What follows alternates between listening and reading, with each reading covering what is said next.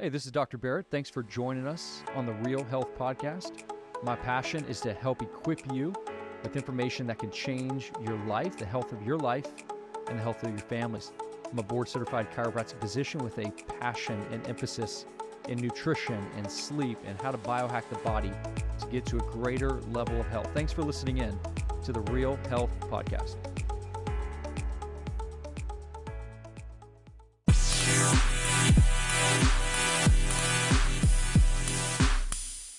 Welcome back to another episode of the Real Health Podcast.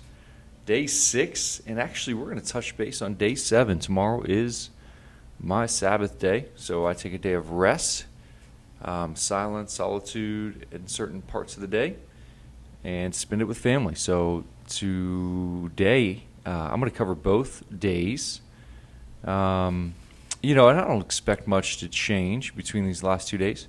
Pretty much coming to the end of the fast, water only fast here, and we're going to talk about reintroductions. So we've already talked about the benefits of fasting and how, at the point of day 3 through 7 is really where we're getting growth hormone production, autophagy to full effect. We're getting really a beautiful regeneration or rejuvenation of the immune system. And so those effects are just continuing throughout. Inflammation levels are low, insulin levels are really low, and ketone levels are really high. Blood glucose levels are in the 60s. Blood ketone levels are in the 2s to 3s. So kind of the sweet spot of killing cancer. When you talk about cancer cells, they're always in our body. They're always being made, and so we need moments of rest and healing, and where the immune system has its capacity to eat up and kill all of those cells that are dysfunctional. We call them senescence cells. So, hey, one of the most important things, and really why I want to jump on today, was just to touch base on reintroduction and how important refeeding is. The fast is vital to have a plan, really, with refeeding. When we think about refeeding, it's what are these nutrients we're getting in our body first. So I'm gonna lay out the plan of action for you guys to start thinking about when it comes to fasting. So really, this goes to anyone that's fasting 3 or more days. And so however long you fast should be the length of time you break your fast. All right, so let's just take 3 days. You fast for 3 days. You should take 3 days to break your fast. So if water only for 3 days, then we're going to reintroduce foods over the course of 3 days, very gently and subtly. If you need a resource, a free guide, we have a 14-day fasting guide. It's not 14 days of just water. It's 3 days of water with a slow introduction of food for 14 days. You can reach out to one of the offices at Armor Health or the Health Factory and get that guide completely free, sent to you.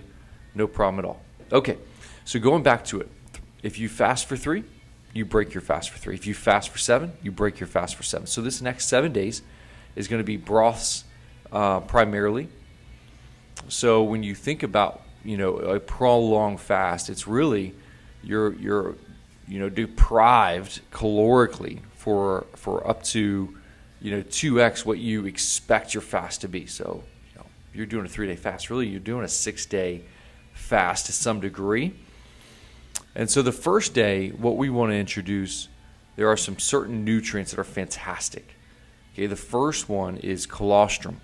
Colostrum is a great immune builder of the gut, great for helping drive growth hormone production and repair mechanisms. And so I love powdered colostrum, high dosage probiotics. So one of my favorite companies called Therabiotic from Clear Labs. So a high dosage probiotic, we're talking a couple hundred to 500 billion organisms a day, is great because when you fast, your body removes all these bacteria, die off. They have nothing to feed off of. So all of these friendly organisms, as well as, good news, bad organisms and dysbiosis, die off. Okay, so we're actually getting a beautiful cleansing of our gut, but we don't have good microbiology when we come back to food. And these microbiomes are necessary in processing nutrients, creating short-chain fatty acids. So what we need to do is not only add colostrum, but I add in, I personally add in 500 billion to 1 trillion organisms a day. I take a very, very high dosage of probiotics. Colostrum are my two kind of main go-tos. And then one other thing that you should consider is a free-form amino acid. So amino acids are protein breakdowns that are able to be used immediately for energy. There's some really cool studies that show post-fast amino acid absorption. When you're consuming amino acids, it helps drive cellular repair, testosterone production, growth hormone production, skeletal muscle gain. And so amino acids are also a source of fuel for your mitochondria. So I personally take in a very large dosage, probably about 100 grams of protein worth of amino acids every single day. So colostrum, probiotics, and amino acids. So what does my nutrition look like? Well, my nutrition is going to be bone broth. So right now in the crock pot, my wife has been stewing up some bones for now going on 12 hours. So into tomorrow will be 24 hours.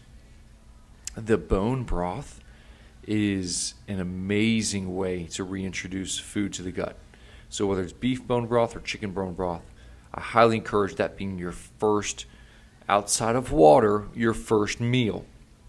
When you're in the store, you can get something called Kettle and Fire.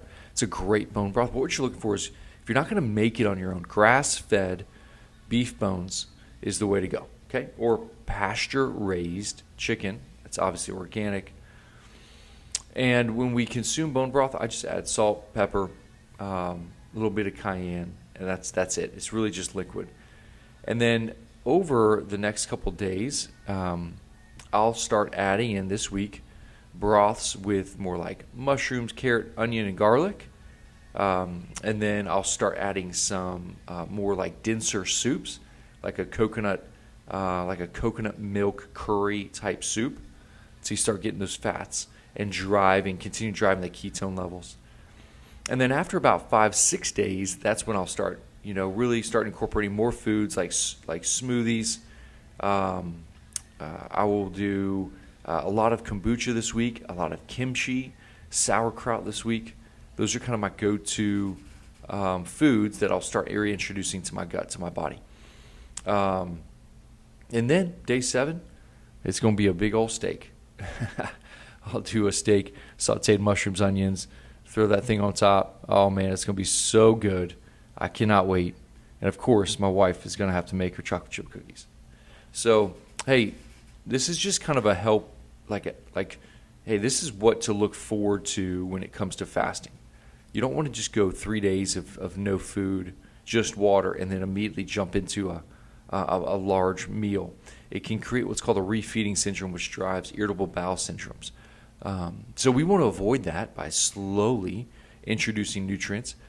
I mean, what a beautiful time to add nutrients into the body, as the body's in such a beautiful posture to thrive and come alive, that we don't want to bog it down and stress the gut and create inflammation. We want to help support the body in this healing journey. So be mindful of the refeeding window. And if you need help, once again, just reach out to the Health Factory or Armor Health via Instagram, directly through phone call, and we'll email you over a 14-day fasting guide. Hey, it's been a great journey with you guys. Thanks for listening in to the Real Health Podcast. Talk to you next week. Before you hit X, hold on 1 second. Hey, thanks so much for listening to the podcast today with Dr. B. 2 things that would really help the Real Health Podcast movement. 1, share it on your social media, your Facebook, your Instagram, wherever you're on a social network. And 2, if you go to Apple Podcast and you scroll down, give us a 5-star rating and give us a review. Thanks so much for your time, and we'll see you next episode.